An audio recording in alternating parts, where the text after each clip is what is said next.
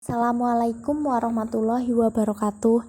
Hai adik-adik, kali ini kakak akan membahas mengenai materi kelas 4, tema 4, berbagai pekerjaan, subtema 2, pekerjaan di sekitarku, pembelajaran 1. Mengapa orang harus bekerja? Apa sih manfaat yang diperoleh dari pekerjaan itu? Nah, mengapa orang harus bekerja? Karena manusia punya kebutuhan yang harus dipenuhi, maka orang harus bekerja. Manusia tidak bisa selamanya hanya menggantungkan hidupnya kepada orang lain, maka orang harus bisa bertanggung jawab terhadap dirinya sendiri dengan cara bekerja. Setiap orang memiliki tujuan saat bekerja. Banyak yang memiliki tujuan mulia saat memilih suatu pekerjaan. Contohnya, guru. Karena seorang guru mengamalkan ilmu yang dimiliki kepada muridnya. Guru juga membantu mencerdaskan generasi bangsa. Pernahkah kamu bertemu dengan seseorang yang bekerja untuk kepentingan orang lain, bahkan mempertaruhkan nyawanya? Kamu akan belajar tentang hal tersebut melalui cerita pendek berikut ini. Ayo berdiskusi.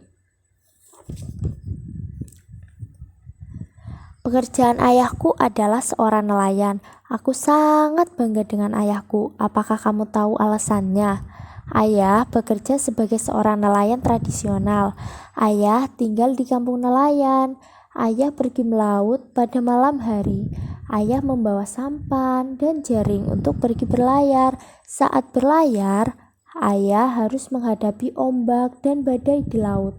Karena hanya menggunakan sampan, ayah tidak dapat pergi melaut terlalu jauh.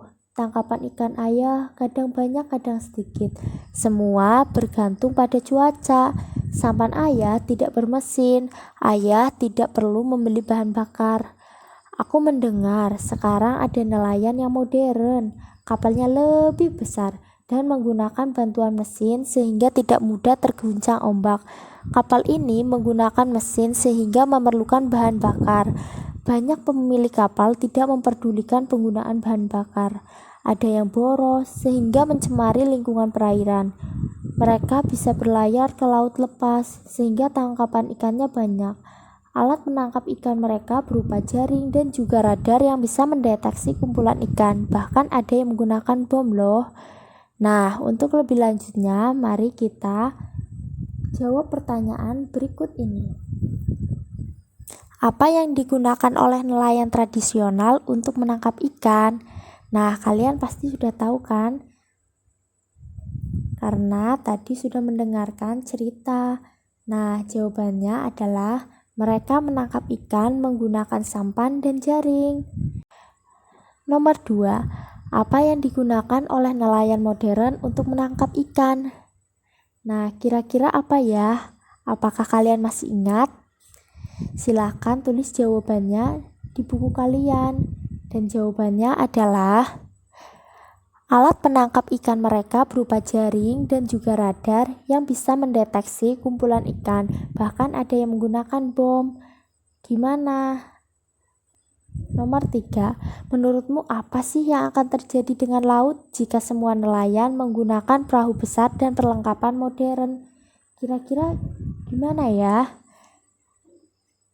Nah, jika semua nelayan menggunakan perahu besar dan perlengkapan modern, maka persediaan ikan di laut akan cepat habis dan laut menjadi tercemar. Untuk soal selanjutnya, nomor 4. Bagaimana sih seharusnya para nelayan mencari ikan supaya kelestarian ekosistem tetap terjaga? Bagaimana ya?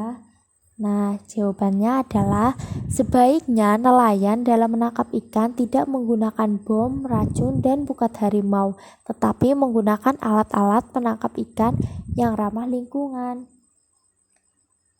Nah, untuk lebih lanjutnya, mari perhatikan penjelasan berikut ini.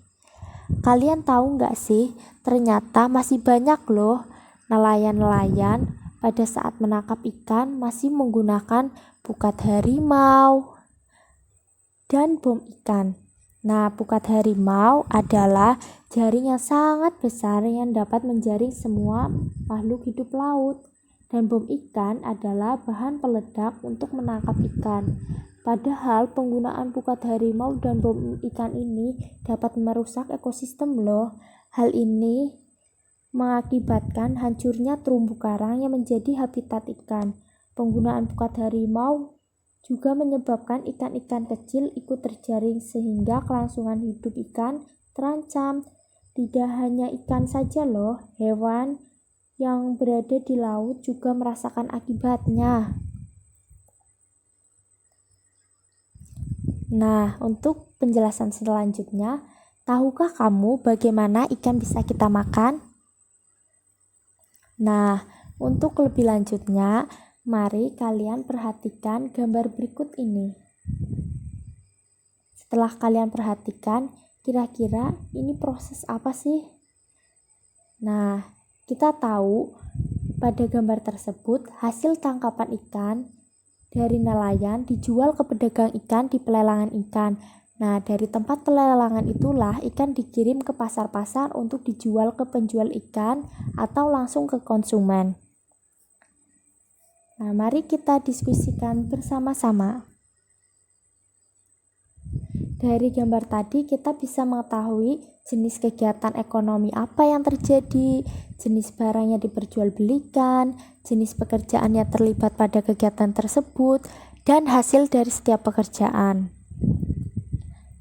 Nah, jenis kegiatan ekonomi apa sih yang tadi terjadi? Nah, kalian pasti sudah tahu kan? Jawabannya adalah perdagangan. Nah, jenis barang yang diperjualbelikan pasti tahu dong. Dan jawabannya adalah ikan.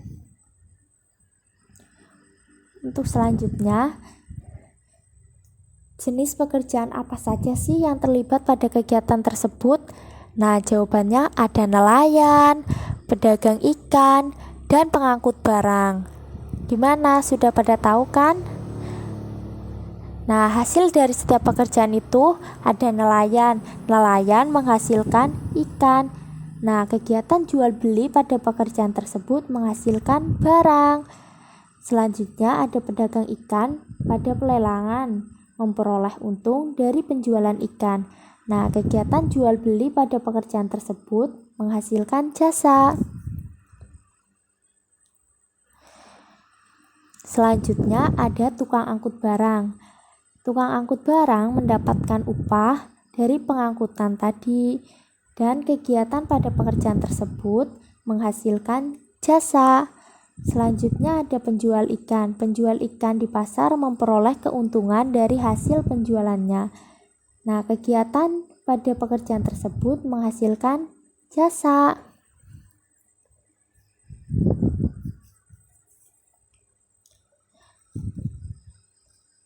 Nah, untuk lebih lanjutnya, mari kita simak bersama-sama ya.